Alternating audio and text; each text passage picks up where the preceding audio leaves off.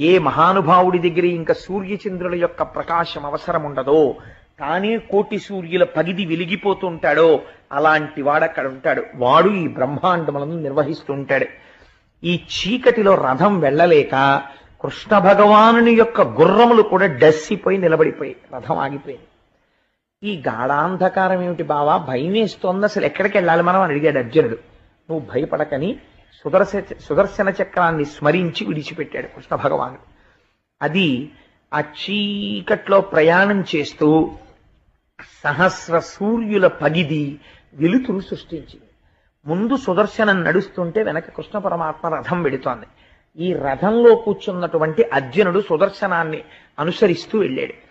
చాలా దూరం వెళ్ళిపోయిన తరువాత కోటి సూర్యులు ఒక్కసారి ప్రకాశిస్తున్నారేమో అన్నంత తేజోమండలం కనపడింది. అపారమైన మనశ్శాంతి కలిగింది.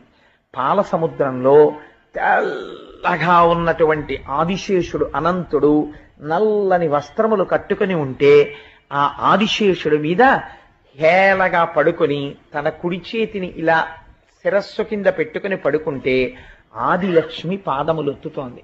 అటువంటి స్వరూపాన్ని కృష్ణార్జునుడు దర్శనం చేశారు.